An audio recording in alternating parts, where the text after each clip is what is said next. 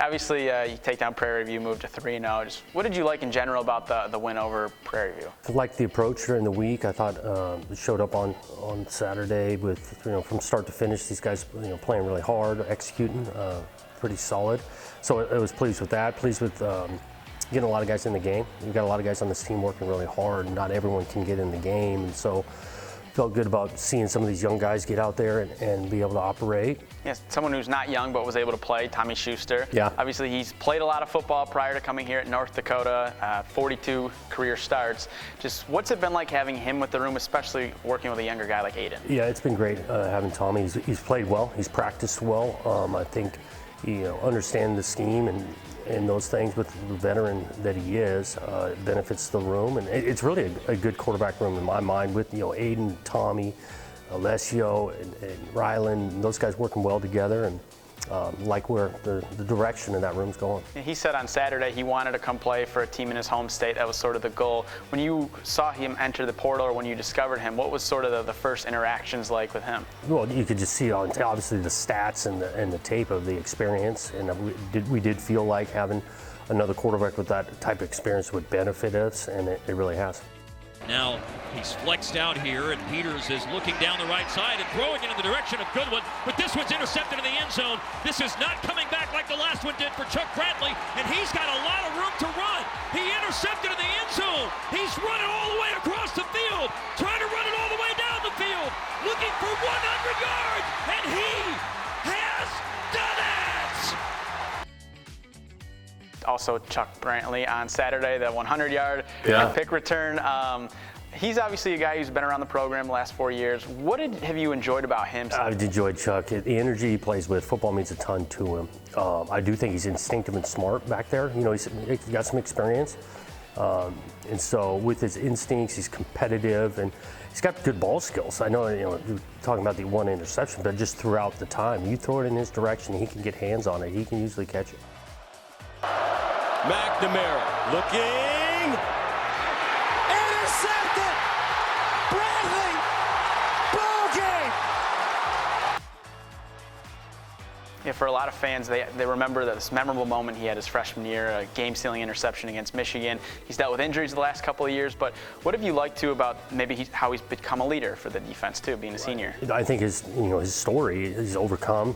He's resilient, competitive, and so being one of the stronger voices, especially in that secondary, I think it's a really good thing. We've got multiple guys there, have some influence on defense in the secondary, and Chuck's definitely one of them. And then maybe on the bad side of the win, you talked about the penalties. Obviously, that's maybe a reoccurring issue for this group. But I was looking, Georgia, as good as they are, they average like 8-9 penalties a game. So it feels like it just happens in a game. Yeah, there's a fine line to it. Yeah, again, the goal is not to just be penalty free, but we got to play smarter. We got to play with better technique. It's going to catch up to us, that kind of thing. And it's not like players are disregarding it. It's not like coaches are not even addressing it.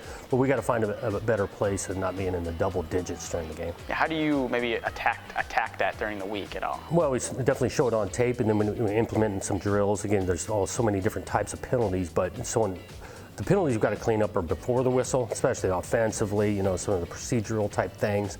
And then after the whistle, we want to be really smart, and we had too many of those after the whistle. And it seemed like too on Saturday you were really trying to establish that run. I know you've talked about how you want to see more out of that, but what did you think of the way they played on Saturday? Yeah, I thought the balance was there. I think Nate has the one explosive runs. We got to continue to be a little bit more efficient. We had too many runs that end up in the backfield, that kind of thing. And again, that O-line, the tight end group, those guys are working. And we got a lot of guys kind of the first time together, and we're working through some hiccups the first 3 weeks in there, but if those guys keep approaching it and learning and growing, we'll get better. And now getting ready to go on the road once again at Boston College. Obviously, you talked earlier about how it's going to be a tough environment, red bandana game. What are you just doing to get the guys ready for this atmosphere? Yeah, this energy will be exciting. This is what we want to do in college football, playing raucous stadiums and things, and so we're going to have to bring our own energy there. I do think it's meaningful to be able to participate in the red bandana game with such a, like I say, meaningful story, and we'll definitely talk to the guys throughout the week about that. and looking forward to it. I don't know if this is a dumb question, but one of their wins is against Florida State, who obviously their quarterback, DJU, a guy that was your starting quarterback last year.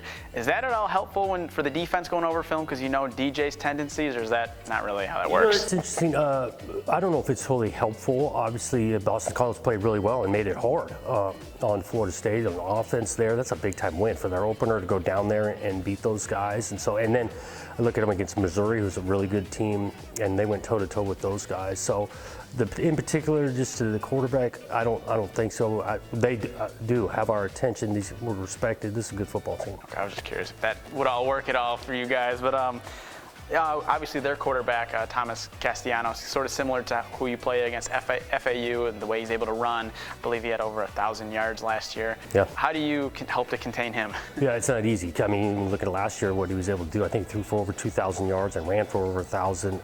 He can beat you in multiple ways. They do a good job schematically with his skill set too.